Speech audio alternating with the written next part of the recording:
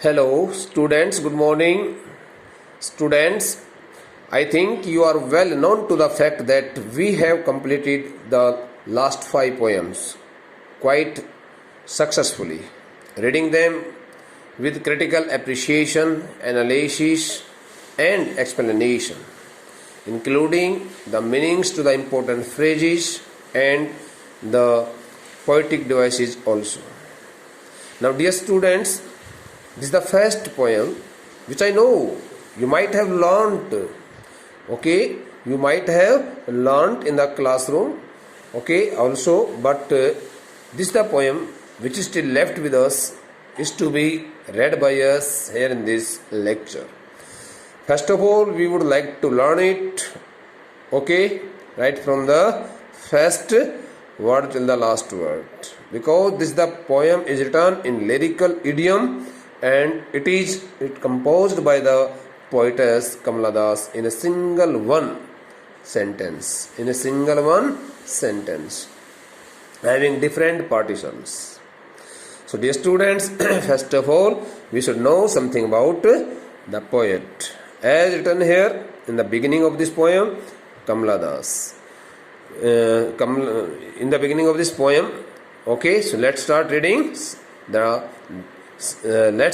something about the profile of the poet Kamala Das. Kamala Das, who was born in 1934 in Malabar in Kerala, is recognized as one of India's foremost poets. I have changed the sentences according to my explanation. Though the sentence is written, Kamala Das was born in Malabar, Kerala. She is recognized as one of India's foremost poets, well popular, highly renowned, poets. Her works are known for their originality, versatility, and indigenous flavor of the soil. So here we should also try to understand the sentences, the description as written about the poet Kamala Das. Kamala Das was born in the year of 1934 in Malabar in Kerala. She is recognized as one of India's foremost poets. Kamala Das is highly regarded, as the top class poet in India. Her works are known for their originality. Kamala Das has always penned down her works fully based on original facts. Versatility, having different kinds of tastes, and the indigenous flavor of the soil. And also she has connected her poetic verses to the Indian soil also. Kamala Das has published many novels and short stories in English. Apart from her poetic works, Kamala Das has also written a number of novels and many short stories in English and in Malayalam under the name Madhavi Kuti. Some of her works in English include the novel Alphabet of Lust, written in 1977, a collection of short stories, entitled as Padmavati, the Harlot, and other stories in the year of 1992. In addition to 5 books of poetry, how many books have been composed by Kamala Das? 5 books. She is a sensitive writer. She is also regarded as a sensitive writer who captures the complex subtleties of human relationships in lyrical idiom. My Mother at 66 is an example of this all her interesting and highly emphatic works. This poem which we are going to learn at this moment is also a very live example, and the poem also proves herself a very sensitive poet. Before you read, Aging is a natural process. Do you know what the poet has said here through this short statement? One can never control over the process of aging. One can never stop growing up one's age. The age is always advancing. Have you ever thought what our elderly parents expect from us? Here the poetess gives us a question, very simple question, asking whether we have ever felt it, whether we have ever thought it, that what kinds of feelings our elderly parents have in their minds, okay, regarding us, and what kinds of expectations do they have, okay, from all of us. When our parents grow older, so they start expecting a number of things. They start expecting a number of such kinds of things which are to be given to them by all of us. So that's why here this the poem describes the okay, bond of love between a daughter and her mother, who can't keep themselves separated, who don't want to live in separation. But the feelings of the poetess are mentioned here in this poem. Driving from my parents' home to Cochin last Friday morning, I saw my mother beside me. Where was the poetess going? The poetess was going to Cochin airport. Okay, from which place was the poetess going to Cochin airport? She was going to Cochin airport from her parents' home. We can assume that she had already come to meet her mother, to stay at her home, native home. Okay, and she had passed enough time there living with her mother. Now it was the time of going to her in-law's house or to some other place. So now she was to leave her mother, okay, and she was to go away from there, and she wanted to leave her mother's home. Okay, so while driving her car from her mother's home, from her parents' home to Cochin airport. The word airport is not mentioned here, but it will be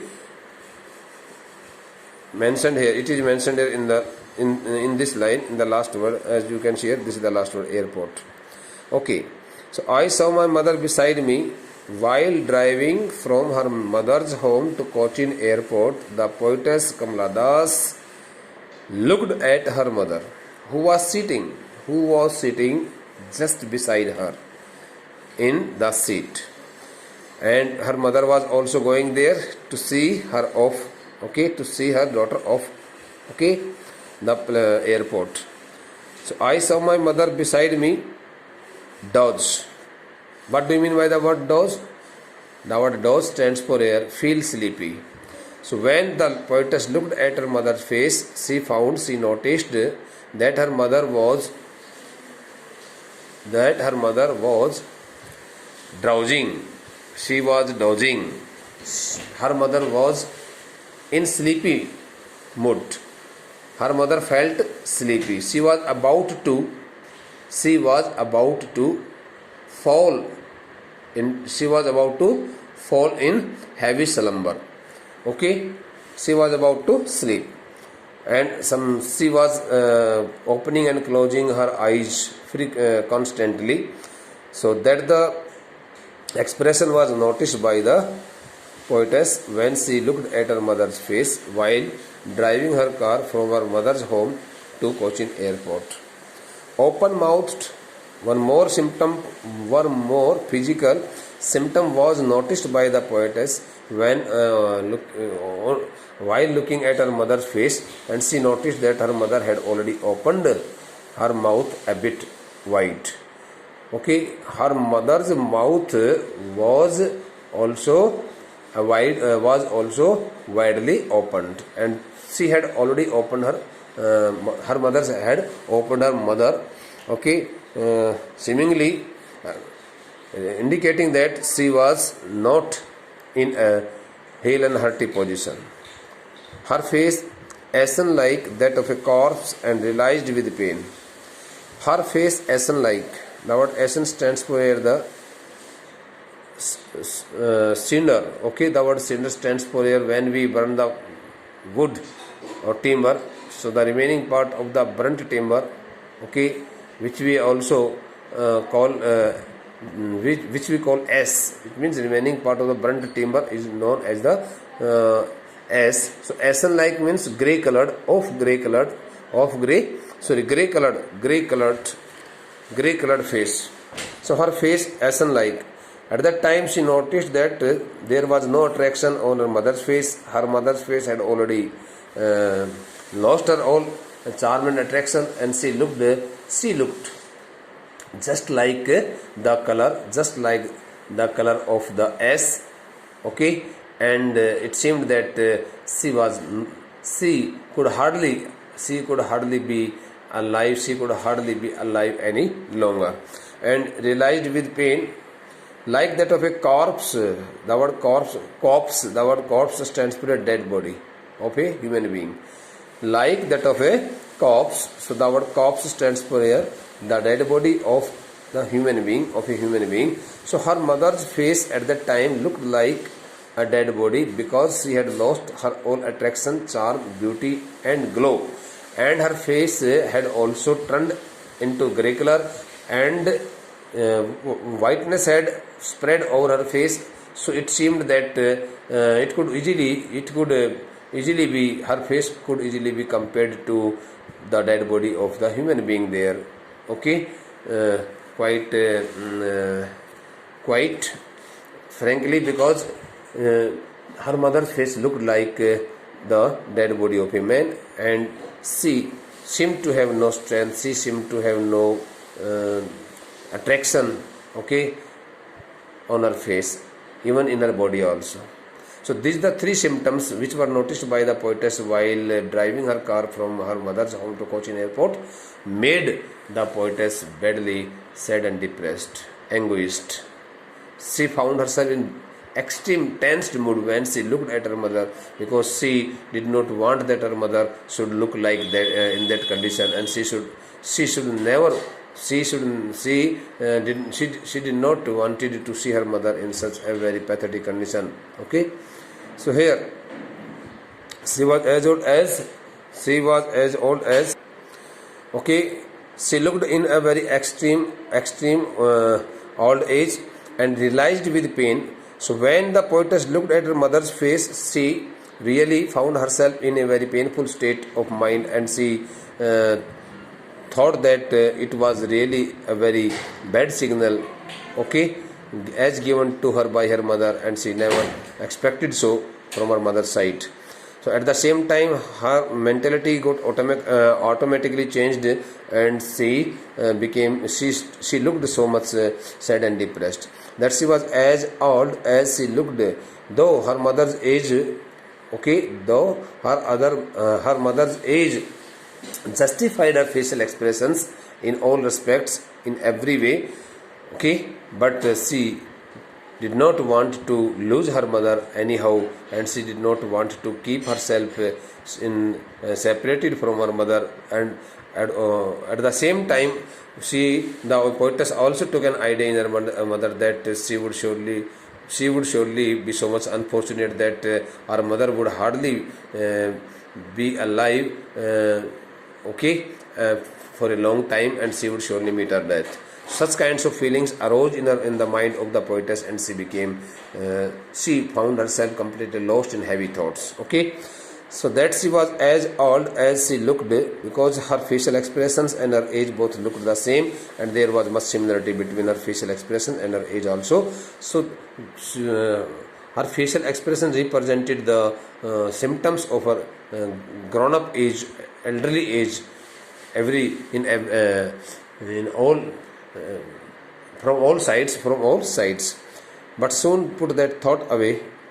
Having looked at her mother's face, having looked at her mother's face for a long time, and found herself completely sad and depressed, the poetess finally, ultimately, put that the very critical and that the very painful thought, okay, regarding the separation, regarding getting herself, regarding losing her mother, okay, very soon from her mind, and she started looking out of the window. She started looking out of the window. Okay, that thought away and looked out at young trees sprinting. She cast a glance. She cast a glance outside the window, or outside the window of her car. Okay, during the fast speed of her vehicle, during the fast speed of her car also. On the one hand, the car was running at a very fast speed, but on the other hand, she also noticed that the trees were also running so fast, and they were moving past by the car side. They were moving past by the car side. Behind the merry children spilling, she also caught the sight of the cheerful, happily looking, okay, very cheerful and very cheerful and looking so much, okay, playful in their activities. So those the children also were coming out of their homes, okay, running here and there, jumping, okay, here and there, and making different kinds of activities. Okay, thereafter she finally reached the airport, and as soon as she reached the airport with her mother. So there she found herself fully checked by the security person there standing a few yards there. Her mother and the poetess and her mother were checked up thoroughly by the security persons, and after the security check, okay, after the security check, she started stepping ahead, okay, in some direction where the plane was standing, and where the plane was okay, waiting for the passengers, and standing a few yards away, I looked again at her, when pale as a late winter's moon, and felt that old familiar ache. Okay, so here through this part of this line, the poetess also wants to say it that she had stood herself at a very small distance away from her mother, and standing at some distance away from her mother, she again looked at her mother's face in order to see whether there had been any change or not. But again she found that her mother's face looked so colorless, okay, and yellowish color also appeared on her face, and at the same time she compared her mother's, okay, to a late winter's moon. She compared her mother to a late winter's moon. Here the word late winter moon refers to the moon, okay, which gets itself fully enwrapped under the thick sheet of the fog, and it becomes so okay, brightless, not brightful, but brightless, and it loses its shine and okay, brightness due to the heavy fog in the winter days, okay, in the late winter days, in the month of December and January, generally in the month of December and January, when there is a heavy fog and mist also, and one can hardly get the sign of the okay, moon shining in the sky, because it becomes so much faded and fainted. Just like that, the fainted and faded and brightless moon, colorless moon, her mother's face also looked like the same, and she compared her mother's face, okay, to that second to this late winter's moon, and felt that old familiar ache. Again she was gripped. Again she was gripped by that old familiar painful thought of losing her mother, and she did not want to lose her mother anyhow. Okay, my childhood fear. What was the childhood? What was the poetess's childhood fear? The poetess's childhood fear was okay. Of losing her mother. She never wanted to lose her mother, as she loved her mother very well, and very much, very much, and she did not want to get herself separated from her. But all I said was, see you soon, Amma. All I did was smile and smile and smile. But whatever the poetess said to her mother, in order to build up her confidence, in order to make her okay, feel better at that time, so that her mother could not think that her daughter was really in a very painful state of mind, and they both were going to be separated very soon. So in order to assure her mother, she spoke those the words, and these the words based on her assurance, okay, as given to her mother by the poetess, including, okay, see you soon, Amma. While assuring her mother regarding their next meeting very soon, she told her mother that they both would again meet together, and the time would surely come, okay, when they both would meet together, and she, okay, therefore need not get worried, because they would not be separated, okay, for a long time. They would again come together and share their feelings, okay, like the previous days. So these the words were spoken by the poetess only in order to comfort her feelings, because at that time she had become overwhelmed, and she could hardly control over her emotionality, and she found herself in a weeping like image. That's why she did not want to show such kind of feelings to her mother, and she kept herself quite in control. Okay, all I did was smile and smile and smile. But those three times those the smile taken by her appeared on the face thrice. Okay, were also the indication of her internal fear of her mind for losing her mother, and she did not want to express her fear of mind openly. Okay, so she expressed her fear of the fear of her mind regarding losing her mother through her smile, and that the smile also appeared on her face thrice, because she did not want to express her feelings in wordings, and through that hidden feelings, okay, through her hidden feelings, she indicated her mother that she was going to lose her very soon, and she could hardly meet her. So this is the end of the poem. So now, dear students, I think we have read the poem in a very fantastic way. So it depends on you whether you have understood my language or not. In case you have not understood, kindly try your best to read the poem by yourself. You will surely understand, and also try to get some help from my explained words also. They will surely help you. Thank you.